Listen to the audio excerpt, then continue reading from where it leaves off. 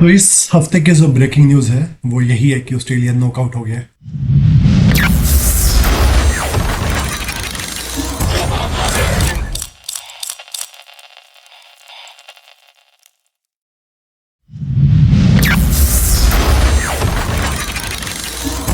Group stage से ही knockout हो गया है और T20 वर्ल्ड कप से बाहर हो गया है।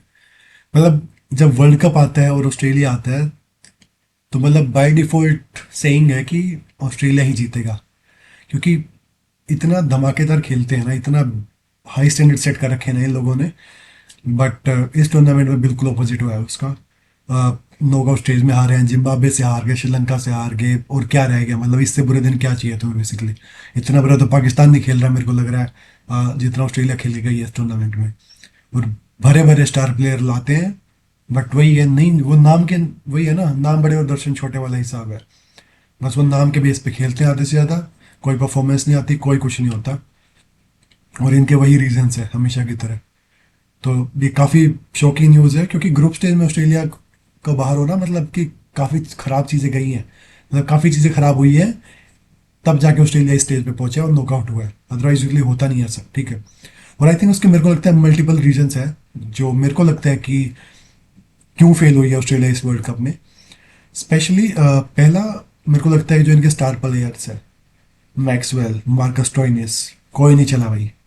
मैक्सवेल तो मेरे को लगता है कि अब उसका टाइम हो गया क्रिकेट में, टू बी वेरी ऑनेस्ट। मतलब एज अ फैन बोल रहा हूँ, ऑफ कोर्स मैं कोई क्रिकेट एनालिस्ट और एक्सपर्ट नहीं हूँ इनकी तरह जो बैठे होते हैं स्टूडियो में। मेरे को लगता है एक, अगर इसकी वो डबल सेंचुरी वाली जो पारी खेली थी इसने 2023 वर्ल्ड कप में, अगर उसको हटा दूँ तो इसका कोई भी वो नहीं रहा है रोल कि इसने कोई बेहतरीन पारी खेल दी हो। ना आईपीएल में चलता है, इसलिए अब की बार ऑक्शन में भी पार्टिसिपेट नहीं किया क्योंकि उसको पता लेंगे नहीं। ना कभी ऑस्ट्रेलिया के लिए चलता, कभी आगे पीछे एक मैच में चल जाएगा और उसकी वजह से 2-3 सीरीज खेल जाएगा, यही इसका हिसाब चलता रहा। ना बॉलिंग ना बैटिंग कभी नहीं चलता, उसका पता है कि पहले 2 बॉल में आउट होगा ज़्यादा ज़्यादा, ठीक है।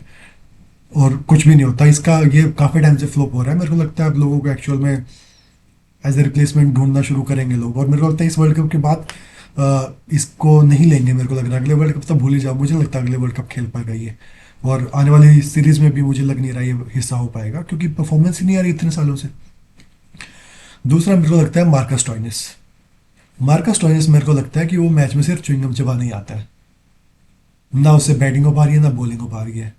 वही ये स्टार्टिंग में आते हैं, जब टीम में जब एंट्री होती है तब एक अच्छी परफॉर्मेंस करते हैं, अपना नाम बन जाता है, फिर धीरे धीरे उसको सस्टेन नहीं कर पाते ना, वही तो पॉइंट है।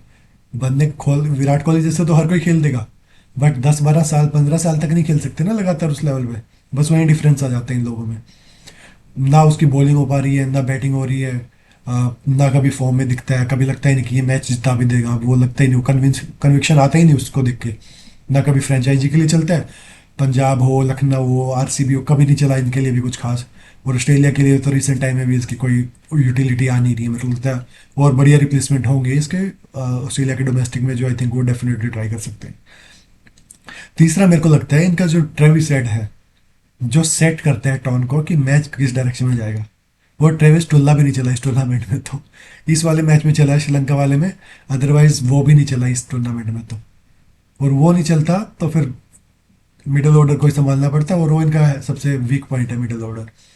इस टूर्नामेंट क्योंकि मेरे को लगता है उसने अपनी जो फॉर्म है वो सारी एशियज में लगा दी, वहाँ पे उसने मैच ऑफ द सीरीज वाली परफॉर्मेंस दे दी है, वो उधर ही खत्म हो गया तेल, वर्ल्ड कप में लेके ही नहीं आया वो, ठीक है ना। और एक बात तो उसने लेकिन फिर प्रूव कर दी है, ठीक है, वो उसका ब्लू जर्सी से उतना ही प्यार है, ठीक है ना, जितना लोगों को ट्वाइलाइट की मूवी से है, ठीक है। चाहे इंडिया वाले हो या मुंबई इंडियंस हो आईपीएल में, या फिर कल श्रीलंका की ब्लू जर्सी हो, जैसे ब्लू जर्सी देखता है इसका बल्ला चलता है, ठीक है ना। तो या तो कुछ कर लो या फिर हर टीम की ब्लू जर्सी करवा दो अगर इसको फॉर्म में रखना है। तो ये एक one of the primary reason मेरे को लगता है कि जिसकी वजह से बढ़िया स्कोर नहीं बने इनके। और था ही नहीं यार वो पूरी फॉर्मेट टूर्नामेंट में, एक मैच में चला इसमें, और तब तक बहुत देर हो गई थी मेरे वहाँ आते आते। और जो फाइनल लीडर में फाइनल जो रीज़न मेरे को लगता है कि क्यों हुआ है इनका बुरा हाल, वो मेरे को लगता है इनका जो लीडर था वो मिसिंग था, पैट कमिंस। ठीक है, इन्होंने मिशेल मार्क्स को लीडर बनाया हुआ था, वो किया हुआ था, बट पैट कमिंस का एक्सपीरियंस, उसकी बॉलिंग, उसकी बैटिंग, थ्री डायमेंशनल प्लेयर बोलते हैं। वैसे तो रेडी को बोला गया था, क्या ही आयरन नहीं थी वो, बट मेरे को लगता है कि बड़े ही स्टार प्लेयर्स हों उनकी टीम में, बट जो इनका लीडर था वो मिसिंग था, क्योंकि वो वनडे, वो टेस्ट सीरीज, वो हर जगह वही गाइड करता है और बहुत ही बढ़िया तरीके से, बढ़िया कैप्टन है पैट कमिंस। और उसकी कमी इनको काफ़ी देखने को मिली कि जो ऑस्ट्रेलिया इसलिए फेमस है कि वो कहीं से भी मैच निकाल लेते हैं, और वही क्वालिटी इनकी मिसिंग थी इस टूर्नामेंट में। बिल्कुल बुरा हाल मचा रखा था दूसरी टीम्स ने इनका।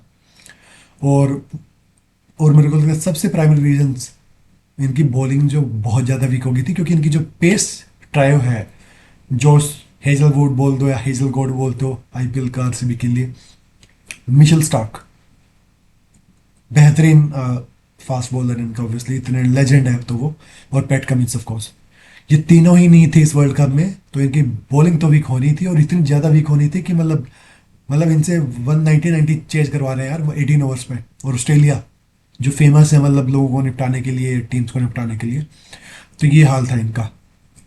तो नाथन एलायंस वगैरह पे नहीं चलेगी यार वर्ल्ड कप में इनकी परफॉर्मेंस।